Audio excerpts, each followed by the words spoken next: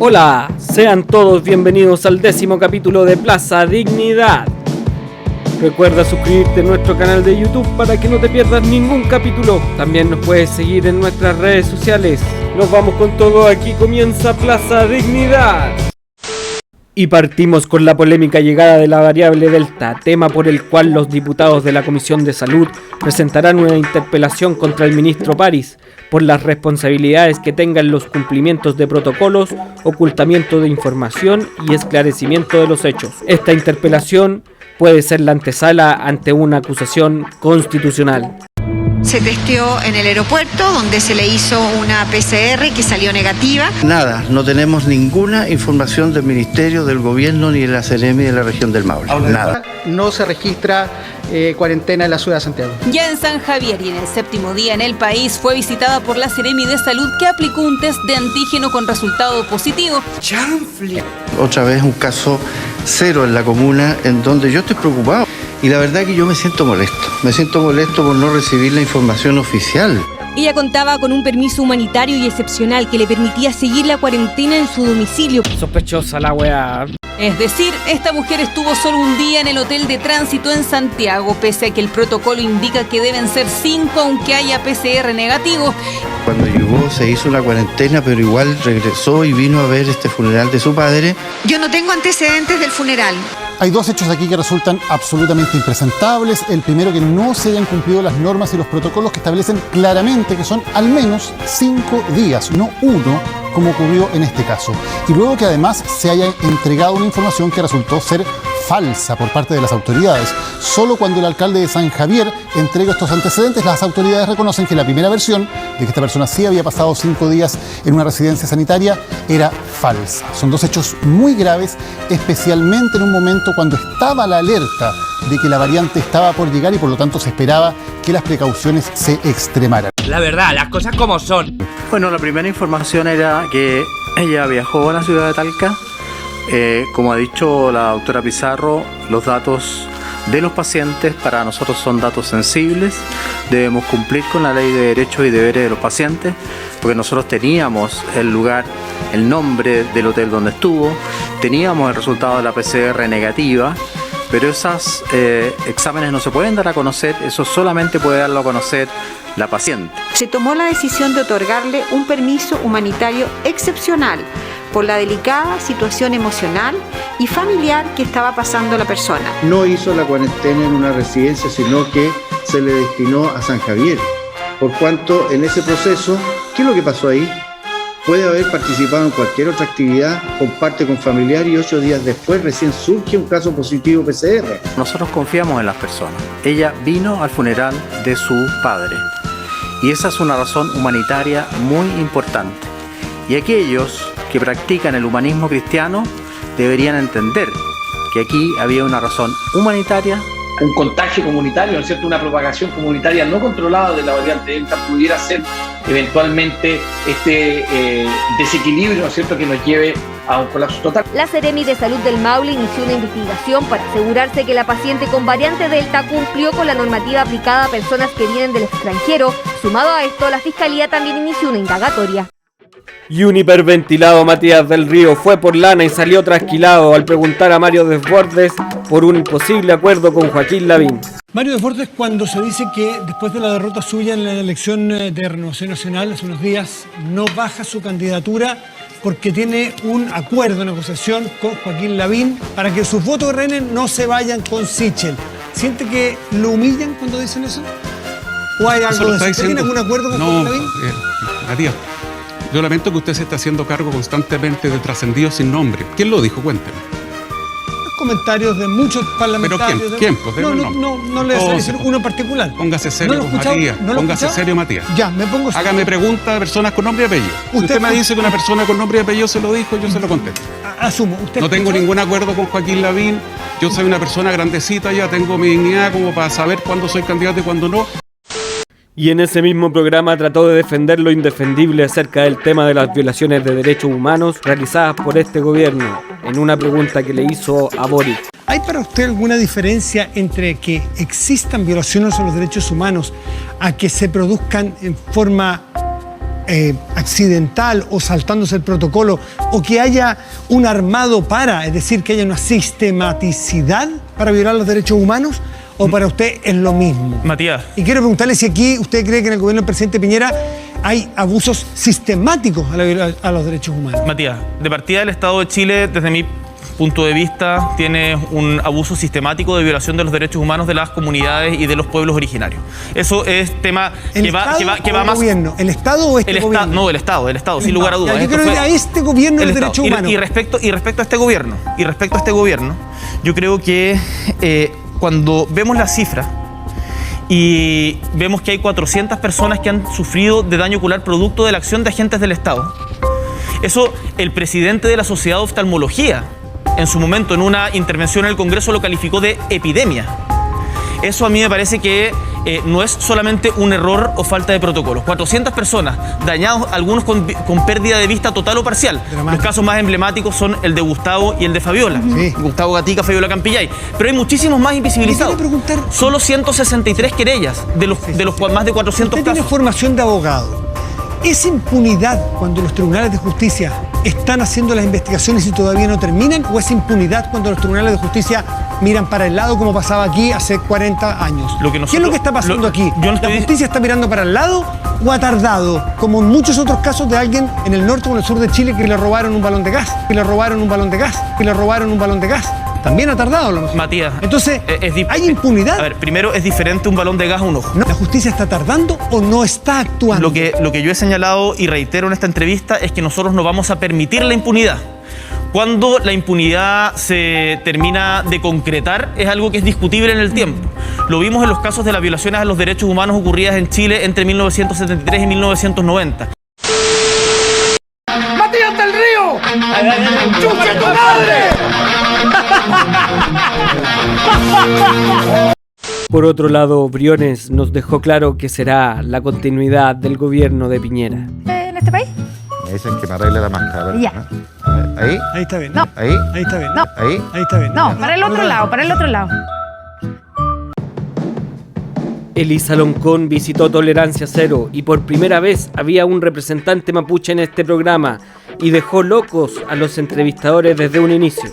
Habló de varios temas, por lo que iremos viendo extractos durante el capítulo. Elisa Loncón, elegida como en uno de los 7 escaños del pueblo mapuche para la constituyente, y además conversábamos y ya lo hemos visto en todos los medios, es una firme candidata para convertirse en presidenta de la convención. Elisa, bienvenida a Tolerancia Cero. Mari Puche Chabulelu Fachantu, Mari Puche Alcutulelu Tufachizungu, Faumutakapan, Peumañele que me chipayay te Fachizungu, Peumañele de Tanehuentulaiman Café, Guñoto ita Chipantu, Guñoto ita Pukiem Café, Nehuento Aiman Pulamien. Yo les saludo a ustedes y les digo que deseo que este tiempo de retorno sea bien para ustedes y para toda la gente que está escuchando, y que reciban con fuerza el Nehuen de la tierra. Y también agradecerle a ustedes porque por primera vez hay una mapuche en Tolerancia Cero. Bueno, eso sí, y ojalá que alguna vez podamos no solo entender lo que acaba de decir el saludo, sino que también poder comunicarnos. Y esta semana asumieron los nuevos alcaldes. En la mayoría fue una ceremonia cordial y respetando las medidas sanitarias, pero en otros casos fue un traspaso realmente vergonzoso. En Valparaíso no llegaron las actas y en Maipú la Katy Barriga no se presentó a la ceremonia y se llevó hasta los floreros, dejando sin computador ni teléfono a Tomás Bodanovi. El cambio de mando creo que ha sido respetuoso y solemne. El proceso de traspaso no ha sido todo lo fluido que hubiéramos esperado. Sin embargo, vamos a generar las auditorías necesarias y otras instancias para conocer la situación concreta del municipio. En Maipú, un solitario, Tomás Bodanovich asumió como alcalde. La ex jefa comunal Katy Barriga no asistió a la ceremonia y retiró antes sus cosas del municipio. Aquí me llevo a mi familia y a la gran familia que fue a Maipú, me la llevo a mi corazón. Yo obviamente a veces miraba con envidia lo que ocurría en otras comunas, en Ñuñoa, en Valdivia, donde compañeras que ganaron la alcaldía eran recibidas por los actuales alcaldes y tenían un traspaso mucho más transparente y fraterno, pero eso ya no fue. Yo creo que no sacamos nada con seguir dándole vuelta a ese tema. Y así se encontró la oficina Tomás Bodanovic antes de asumir su cargo. Y en Estación Central ni siquiera dejaron las llaves para poder abrir la municipalidad, lo cual es un hecho impresentable. Yo soy formada, soy lingüista, tengo equipo de gente que trabajamos la lengua y que vamos a hacer para salir del paso en este momento, porque nosotros vamos a llegar a la convención y vamos a llegar con la machi, vamos a hablar el idioma y vamos a hacer una inducción a intérpretes. Al silenciar un pueblo, silencia su lengua y eso ha sido fatal para la identidad chilena. Y Sebastián Piñera llegó hasta la Araucanía a hacer una serie de anuncios, como el despliegue de la red 5G, la instalación de la fibra óptica nacional, la modernización del tren Victoria-Temuco extendiéndolo hasta Padre Las Casas con 4 estaciones más, un aumento de un 60% en el presupuesto en ayudas a las víctimas, lo cual se traduce en 2.000 millones más de apoyo a las víctimas de la violencia, y ese presupuesto va a llegar a 5.500 millones de pesos. Sin embargo, Piraña fue criticado desde su sector y de otros sectores políticos, además de, por supuesto, las autoridades mapuches. Lamento que haya ido a hacer anuncios, ¿cierto? Que van a hacer en 4 años más, como si su gobierno siguiera en 4 años más y no termina ahora en 8 meses. El presidente Piñera tiene que asumir que dejará la Araucanía, mucho peor de cómo la encontró. A esta altura no vamos a caer en su trampa de anuncios que no tienen sustento financiero o de proyectos como la fibra óptica que vienen del gobierno anterior. Si no hay seguridad, la verdad que cualquier inversión va a ser en vano. Lo que uno echa de menos es que estos anuncios hubieran sido antes, le quedan pocos meses de su mandato y la verdad que anunciar esta tremenda inversión para la Araucanía creo que no la va a alcanzar a cumplir. Claro, y otro de los anuncios también que entregó el presidente Sebastián Piñera tiene que ver con un catastro de las tierras. Señaló que se va a hacer una licitación en la que puedan participar universidades que va a permitir determinar con certeza y precisión cuántas tierras se han entregado a los pueblos indígenas, cuál es la situación de esas tierras también en cuanto a su productividad y también cuántas quedan por entregar. Me parece que esa es una visión completamente equivocada que desconoce la cultura mapuche. El territorio mapuche es un territorio sagrado, es un territorio culturalmente construido. Los mapuches no lo miden por la productividad, ni por la explotación, ni por el enriquecimiento de cada persona. Esta es la casa del pueblo mapuche, no es para enriquecerse en desmedro de otro como lo hacen los no mapuches en nuestro propio territorio. El plan Impulsa fue rechazado por los mapuches, el gobierno tuvo que suspender su consulta. Solamente hoy día está atendiendo a los intereses y propósitos de los grandes empresarios en desmedro a los habitantes de la Araucanía y en especial del pueblo mapuche. Por otro lado, ha anunciado que asignará recursos especiales para la víctima. Le recuerdo a todos, al propio presidente y al país, que la única víctima en la Araucanía es el pueblo mapuche. La asignación de recursos es un incentivo para la violencia, para colombianizar la Araucanía, del cual es totalmente contrario a los propósitos de la paz. Ayer el presidente estuvo en la región de la Araucanía y dijo que se iba a hacer un catastro de las tierras que se habían entregado, lo que queda por entregar, y hubo un amplio rechazo. ¿Cómo estima usted que se debería hacer esa devolución de tierras, considerando que se ha puesto como, por ejemplo, el ejemplo de Nueva Zelanda, donde en Nueva Zelanda hubo una comisión de reparación, hubo partes que estuvieron de acuerdo con esta historia, una vez que estuvieron de acuerdo se hizo una comisión que iba a entregar las tierras? ¿Cómo lo piensan hacer acá? Y si ese problema, terminado ese problema, ¿usted cree que la violencia en la Araucanía finalmente terminaría o ya se fue de las manos? Bueno, yo creo que los pueblos indígenas, los pueblos originarios, como todas las naciones del mundo, tenemos derecho al territorio. El territorio y las tierras garantizan el futuro de nuestras naciones. Como Chile, una nación, y el resto de las naciones originarias, somos todas naciones, todos tenemos derecho a compartir y vivir en ese territorio.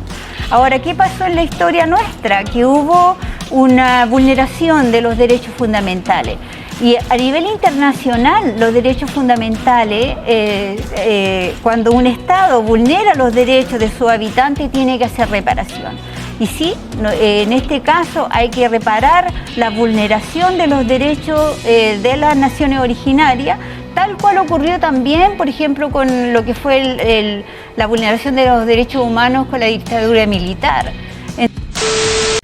Y polémica ha sido la solicitud de algunos constituyentes de destituir de su cargo al secretario de la Convención, Francisco Encina, por no empatizar con los requerimientos mínimos de los pueblos originarios para la realización de sus ceremonias tradicionales y la incorporación de intérpretes. Y hay una primera discusión al respecto precisamente de cuáles son las condiciones que se ponen para esta pluriculturalidad también en la convención. Ustedes están pidiendo, como constituyentes de pueblos indígenas, la renuncia del secretario ejecutivo, Francisco Encina, nombrado por el gobierno. ¿Por qué? Lo que pasa de que para instalar la plurinacionalidad hay que tener competencias interculturales. Las competencias interculturales es asumir al otro como legítimo otro, con derechos. Y hemos tenido conversaciones con Francisco Encina y ha sido desafortunado sus comentarios. No tiene conocimiento de los derechos de los pueblos indígenas. Hemos tenido una relación donde no hay comprensión. Nosotros conversamos solicitando lo elemental. Dentro de lo elemental, el tema de que pudiéramos entrar a la convención y tener intérpretes. Y él nos dice que eso no es posible. Y la verdad es que vamos a iniciar la convención. Chile tiene que dar una señal a nivel internacional también, y los derechos de las naciones originarias, los derechos lingüísticos son derechos humanos fundamentales. Entonces nosotros que vamos con una machi, una autoridad originaria cuya lengua es el mapudungún, tenemos que hacernos respetar, y eso él no lo comprende. Leí una entrevista suya en el The Clinic que en el fondo usted decía que le parecía de que Cristian Monkever y Marcela Cubillos no deberían estar en la convención. Si Marcela Cubillos, Monkever están dispuestos a ese diálogo, claro que pues van a hacer una contribución, pero desde los privilegios que ellos defienden no va a ser posible. Y es muy interesante la editorial realizada por Alejandra Matus en Pauta Libre, donde analiza la polémica actual por los medios de comunicación. Esta semana ha habido un encendido debate sobre los medios a partir de una propuesta del precandidato presidencial Daniel Jadwe. Me permito compartir algunos datos al respecto. Lo primero, es falso que los canales de la televisión abierta tengan dueños privados. La televisión comenzó en Chile a mediados del siglo XX gracias a ingenieros de las universidades chilenas en Santiago y en Valparaíso. Después, los presidentes de derecha a izquierda y la mayoría de los parlamentarios se opusieron a que los canales tuvieran comerciales y le dejaron a las universidades el cometido de usar las señales para educar, informar y entretener.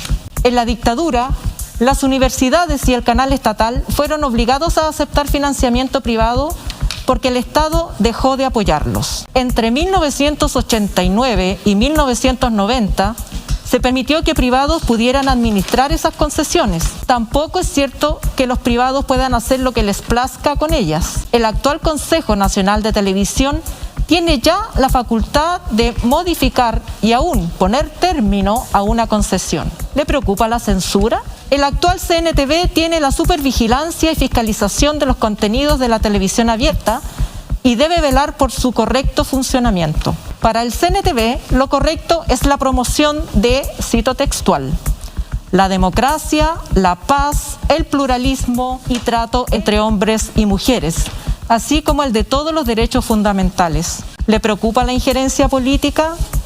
Hoy, 10 de los 11 integrantes del CNTV los nombra el presidente con acuerdo del Senado. La mitad de los integrantes del CNTV los nombran los partidos de Chile Vamos y la otra mitad los de la Concertación. El integrante número 11 lo nombra solo el presidente y es el que tiene la última palabra en caso de empate. ¿Qué pasaría si existiera un consejo en que participe la sociedad civil, las universidades, las asociaciones de apoderados, periodistas, creadores audiovisuales, pueblos originarios con criterios de paridad? A lo mejor Televisión Nacional, aprovechando que tiene mayor cobertura que Internet, estaría transmitiendo clases en la mañana en vez de comentar los tacos en Vitacura. Y la Cámara de Diputados y especialmente la UDI ha solicitado a Jadwe que aclare dichos que aparecen en un anuario que ni siquiera escribió. Hay una cierta actuación a lo largo del tiempo que ha sido cuestionada y que con esto, a través del anuario, vuelve a reafirmar algo que ya ha sido cuestionado. Entonces yo creo que, tal como decía el diputado, bastaba quizás con una explicación súper clara en donde no digamos pongámonos serios, sino simplemente señalar: no soy antisemita, no tengo ningún problema con esta comunidad y voy a velar, por ejemplo, por el respeto a los derechos humanos de todas las personas. Creo que restarle importancia en un tiempo donde las sensibilidades son tan complejas y tan delicadas, y además de esto estamos velando por que ninguna minoría ni ningún grupo se sienta atacado dentro de nuestro país, y que podamos obviamente generar una comunidad de diálogo en donde todos tengan cabida. Creo que el actuar del alcalde Jadwe, y hoy candidato presidencial, resta mucho de lo que quiere liderar en el futuro. Él quiere ser presidente de Chile. Entonces, yo creo que sí, el actuar de la Cámara. No podemos cuestionar a un candidato por un anuario. Catherine, no aquí hay gente en Chile que ha participado en la dictadura, gente que fue pro de Colonia Dignidad, que creo que tiene un ministerio de Justicia. Y ha sido castigada. No, que ha sido castigado, que son ministros. Pero el tema es, busquemos el tema. Primero Jadwe no puede ser, Jadwe no puede ser antisemita porque él es semita. Porque me voy a tomar 10 segundos para explicarle a la gente que no solo los judíos son semitas. Los libaneses también, y toda la gente que vive en esa región. Es un gentilicio. Entonces ya basta decir que alguien es antisemita cuando es semita. O sea, también de verdad es importante esto. Y mientras tanto la UDI se preocupa del anuario de Jadwe, por otro lado levantan una millonaria ayudatón para carabineros formalizados por violar los derechos humanos. Se trató de una millonaria colecta de una recaudación de fondos dirigida a 5 ex carabineros formalizados por violación a derechos humanos. La iniciativa la tildaron como la ayudatón.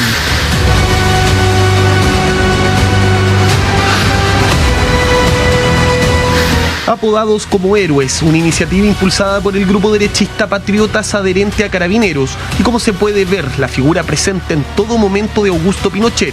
La ayudatón contó con la presencia y el aporte de la diputada Camila Flores y de la constituyente Teresa Marinovich. La iniciativa logró recaudar más de 130 millones de pesos. De hecho, algunos diputados promocionaron la famosa apoyatón. José Antonio Kast también apoyó esta iniciativa llamando a colaborar. 5 los beneficiados, 25 millones de pesos para cada uno. ¿Quiénes son? Pongan mucha atención. El exteniente coronel Claudio Crespo, hoy en prisión preventiva, acusado por el disparo en contra de Gustavo Gatica en noviembre de 2019. El excabo Sebastián Zamora, hoy en arresto domiciliario total, acusado por la caída de un joven al río Mapocho en octubre del 2020. El capitán Ricardo Luengo, hoy en prisión preventiva, formalizado por casos de apremios ilegítimos, otro de tortura, detención ilegal y falsificación de instrumento público. El capitán Hugo Navarro, condenado por apremios ilegítimos, lesiones graves y detención ilegal. Y por último, el ex capitán Patricio Maturano Ojeda, hoy en arresto domiciliario total, imputado por el delito de lesiones graves gravísimas que le costó la vista a Fabiola Campillay. En tanto, Natalia Aravena, ex candidata constituyente y víctima de trauma ocular, se refirió a esta situación en su cuenta de Twitter. ¿Te cachai? Alguien te dispara, te quita tus ojos y un grupo de personas de un sector adinerado le hace una colecta millonaria a tus agresores, mientras tú vives con deudas y un daño que no pediste. Bueno, eso es real. Estamos en Chile. Decir que estoy molesta es poco. Llevo como una semana que la prótesis me irrita mucho el párpado. Y bueno, esto es algo de las cosas con las que voy a tener que lidiar el resto de mi vida y me duele. No importa si eres de derecha, no puedes premiar a quien mutila a otras personas, no puedes premiar a quien nos dejó así. Y yo la saqué barata. La Fabiola y el Gustavo no. Esto ni siquiera es el descaro del día. Es asqueroso. Y bueno, Lavín, Briones y Sichel se bajan del debate que estaba preparando la red. Y el senador Moreira argumenta que cualquiera se bajaría con ese nivel de periodistas porque los van a destrozar. Julia Vial lo para y le dice que no es así y que la gente solo percibe que les da miedito. ¿Tenía 10 perritos? Yo tenía 10 candidatos. Bueno, va a estar Santiago Pavlovich, Mónica González, Alejandra Matu y yo autoentrevistándonos. Claro. Mira, esto lo digo, es una opinión personal, absolutamente personal. Con quienes van a preguntar, por la única que iría yo sería por ti. porque con las demás personas que van a preguntar ahí me harían pedazos. No, porque ¿sabe qué? Yo como candidato presidencial. ¿Sabe qué, senador? Yo no comparto con usted. Yo creo que es una tremenda instancia para mostrar de verdad su programa. En este canal siempre nos hemos caracterizado por decir las cosas con muchísimo respeto. Y es una instancia de poder debatir, de poder manifestar tus puntos de vista. Lo peor que pueden ser es como decir, no voy porque me dan miedito los entrevistadores, porque esa es la lección que hace el público. La lección la lectura que se hace es que no son tan potentes o finalmente no están tan al caballo de sus ideas, de sus proyectos, que prefieren bajarse. O sea, yo candidato hoy día iría feliz de la vida, por eso no soy candidato a ninguna cuestión, pero yo iría porque creo que es una instancia de que me conozca otro público, de aclarar mis ideas, y ya la prueba fue lo que sucedió precisamente en este canal, en el debate que realizamos antes de la batalla por Santiago, la batalla de gobernadores, que fue súper armonioso. Los dos candidatos tuvieron tiempo de poder hablar, expresarse, no hubo patochadas como sí hubo en otros canales y en otros debates. O sea, me parece que la actitud que están tomando tres candidatos, porque me confirman que Ignacio Briones habría bajado. Briones no vendría hasta ahora. Con el canal y con los periodistas y con el público. Si al final nosotros nos da lo mismo, nosotros solo transmitimos una realidad y la gente en su casa va a hacerse la idea por quién va a ir a votar y si es que van a votar el próximo 18 de julio. Nuestro llamado siempre es a que vayan a las urnas, a que se manifiesten, porque es parte de la democracia. Pero también parte de la democracia es poder debatir con gente que puede pensar muy distinto a ti, pero con alturas de mira, con respeto y en miras de un mejor Chile. Nuestra participación en la convención es instalar otras miradas del mundo, otras miradas del desarrollo, otras miradas sobre las relaciones entre nosotros, entre seres humanos, y miradas respecto a la naturaleza. Lo que nosotros tenemos que garantizar en la Constitución son los derechos que tienen las naciones originarias, y la autonomía es uno fundamental. Pero dentro de un país unitario. Dentro de un Estado plurinacional. Y finalmente se destapó la olla del primer caso de COVID con variante Delta. La paciente finalmente aceptó que mintió. De un hecho que se reveló en el día de hoy y que ha causado gran polémica, es que la Seremi de Salud cursó sumarios sanitarios en contra de la mujer contagiada con la variante Delta en nuestro país y 2 de sus familiares. Todo esto porque no habría dicho la verdad. Claro, la mujer asistió al funeral de su pariente pese a que su permiso solo le permitía el traslado hacia San Javier. Recordemos que se le había dado un permiso especial sin cumplir con los 5 días de aislamiento en una residencia. Además, uno de sus contactos estrechos, que debía estar haciendo cuarentena, visitó un centro comercial y una verdulería. Finalmente terminaron reconociendo que ellos la paciente había faltado a la verdad en la investigación epidemiológica y que ella sí había llegado al final del funeral. Nos encontramos con que el funeral había sido realizado el día 5 de junio y no el día 4, como nos había relatado la paciente y su grupo familiar. Viajaba con un permiso donde indicaba claramente el vehículo en el cual ella se desplazaba, que no debía hacer ninguna parada en el camino. La hermana sí indicó que ella sí había estado en un café, en una tienda, en una verdulería. A nivel central, como nosotros hemos tomado medidas administrativas, a estos pacientes se les cursó el sumario sanitario correspondiente por infringir la normativa sanitaria y las indicaciones de la región metropolitana. Y siempre es importante escuchar la voz de la calle. Muchas gracias por este contacto, Claudio, que te vaya muy bien hoy. Piñera culiao, Piñera culiao, Piñera culiao. Buen día. La postura de nosotros no es pasar por sobre los poderes, pero sí nosotros somos agentes políticos de nuestro territorio, y el tema de los presos políticos es un tema sensible para las naciones originarias y sobre todo para los presos, para los mapuches, porque siempre hemos sido injustamente encarcelados. Y Elisa Loncón noqueó a un inocente Francisco Covarrubias. ¿Por qué cree usted que votó tan poca gente en el padrón indígena, que fue como el 22%? ¿Hubo un desconocimiento de los vocales de mesa? ¿Hubo un problema? ¿Tú sabes cuánto nos dieron para hacer en la franja? ¿Cuánto tiempo teníamos para comunicar en la franja? 2 segundos. Entonces, ¿qué pasa? ¿Por qué crees tú que votó tan poca gente? Esa es la razón, entonces. Desinformación. Y me tomo de las palabras de Elisa Loncón para presentar el último bloque de este capítulo, que está dedicado a las madres de la Plaza Colón. La carta de los 34. Sí, yo también la firmé. Sí. Y fue para instalar los temas que están ausentes y que para nosotros son importantes. Por ejemplo, la libertad de los presos políticos de la revuelta. Porque hay montaje ahí. Hay gente que está... ya hemos visto que personas que han sido liberadas después de más de un año de haber estado presos, ¿se fija? Y sin haber tenido pruebas y razones por las cuales estuvieron encarcelados. Entonces, hay una situación ahí de que hay que revisar y para nosotros eso es importante. ¿Qué pasará con las interpelaciones, querellas y acusaciones contra el ministro París? ¿Qué pasará con las tensiones entre los constituyentes y Francisco Encina a días del inicio de la ceremonia del proceso constituyente? ¿Logrará Chile, Brereton y el Niño Maravilla ganarle a Brasil? Todas estas preguntas las responderemos en el próximo capítulo, porque ahora los dejamos invitados para que vean un extracto de la entrevista que hizo Mónica González a las madres de Plaza Colón. Si quieren ver la entrevista completa la pueden encontrar en YouTube. Mónica González fue a conversar con Michelle, Dorca y Claudia. Son madres de personas detenidas y acusadas durante el estallido social. Madre,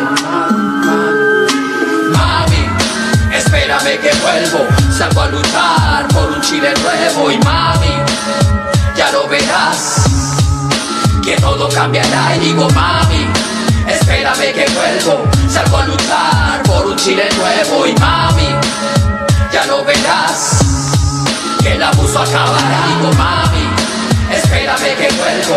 Salgo a luchar por un Chile nuevo. Y mami, ya lo verás, que el abuso acabará. Estamos en La Bonilla, en Antofagasta. Bueno, en el corazón de la protesta social en Antofagasta. Y estamos con Michelle, con Dorca y con Claudia. 3 mujeres, 3 rostros, 3 voces, que son las que han dicho basta ya a la represión. Y que son las que nos han dado la dimensión, el dolor también. Y el peso de llevar, de lo que ha sido aquí en La Bonilla, en Antofagasta, el costo del estallido social. Sí, hoy día tenemos una nueva constitución que está en marcha, pero aquí hay una deuda que pagar. ¿No es así, Michelle? Usted lo ha dicho. Hay una deuda muy grande que tienen que pagar y sobre todo con los jóvenes que están detenidos por haberse salido a manifestar. Ahora ya tranquilo porque ya está fuera, pero igual está en un proceso porque él igual quedó condenado a 4 años de libertad vigilada. Así que igual es como que estuviera detenido. Pero no está en la cárcel. Pero no está en la cárcel, esa es la gran diferencia a los otros niños que todavía están detenidos. Dorca, ¿usted es madre de quién? Yo soy tía de Axel Aliaga. ¿Pero es la madre? Sí, pues igual lo he criado junto a mi mamá. ¿Usted lo crió porque su hermano, que es el padre, murió? Sí, falleció hace 6 años ya. Tenía 32 de un cáncer. Entonces usted heredó a su sobrino. A mi sobrino. Y es su hijo, ¿no? Sí, es parte de mi casa, de mi corazón y de todo de mi casa. Y lo tomaron detenido a 2 cuadras de mi casa, 2, 3 cuadras de mi casa. Venía de una marcha acá de La Bonilla. Y fue horrible, es decir, cuando yo ya pude hablar con él, que me contara que lo apuntaron con un arma en la cabeza, que lo tiraron al suelo, que lo ahorcaron, que llegó a la comisaría, lo golpearon hasta que se cansaron. Inclusive, al parecer le quebraron la nariz en la cárcel, tiene 18 años. ¿Lleva 15 meses en la cárcel? No, lleva menos. No, él lleva menos. Menos, sí. Lleva desde... El 9 de abril, él lleva poquito. Él lleva poco, o sea, poco... Es que, sí, puedo decir, a los demás uno dice poco, pero de verdad 3 meses... Comparado con los otros. Sí. Como con el hijo de Claudia. Sí, pues. Pero... 3 meses infinito, de verdad. Yo creo que... ¿Su sobrino es delincuente? No, para nada. Son niños de casa, estudian, trabajan. Tengo niños en la universidad que ya se van a egresar. Todos mis hijos estudian. Entonces, son niños que realmente saben a lo que van. Nosotros en familia hemos luchado desde el día 1 aquí en Antofagasta, en las calles. Yo sé lo que es que me gaseen, yo sé que me mojen, que me pase por entre medio de las piernas una lagrimógena. ¿Por qué? Porque los chiquillos tuvieron la fuerza que nosotros no tuvimos. Es decir, ellos gritaron basta ya de tanto abuso y a lo mejor nosotros con eso despertamos. Y yo no iba a dejar que ellos salieran solos. Fue muy bonito salir a marchar, a gritar, estar con tanta gente unida. El problema era cuando te reprimían. Pues si llegaban y lo que tenías que hacer era correr, tú no tenías con qué defenderte, salías con lo opuesto. Y más que nada porque mi hijo pasó 15 meses en prisión, en Uduribe, siendo inocente. Siendo inocente porque ha sido sobreseído. Claro, a mi hijo me lo culparon por homicidio frustrado. ¿Tu hijo se llama? Kevin. ¿Kevin? Kevin Godoy. Kevin Godoy. A mi hijo me lo estaban culpando lo mismo que a Michelle por homicidio frustrado. ¿A un carabinero? A carabinero, claro. Y a él lo vinieron a buscar aquí a la casa, lo sacaron pero con fuerza, entraron, mi casa estaba llenísima, era verde mi casa, estaba llenísima de carabineros y yo no entendía por qué, ni mi hijo sabía por qué lo buscaban. Y así se lo llevaron, sin embargo, y pasaron meses y meses nosotros pidiendo cambio de medida cautelar para que él pudiera estar en su casa porque él es padre. Él tiene un hijo, él estaba estudiando, tuvo que dejar todo, su estudio, su trabajo, todo. Y sin embargo nunca le accedieron al cambio de medida cautelar para que él estuviera en la casa, nada de eso, nada. ¿Y lo absolvieron por qué? Por falta de pruebas, porque no habían pruebas. O sea, durante 15 meses. 15 meses. Lo tuvieron preso. Exacto, sin pruebas. Sin pruebas. Claro, porque todas las pruebas que ellos tenían no eran efectivas porque... Y la justicia lo absolvió. Sí, la justicia lo absolvió. Gracias. Claudia.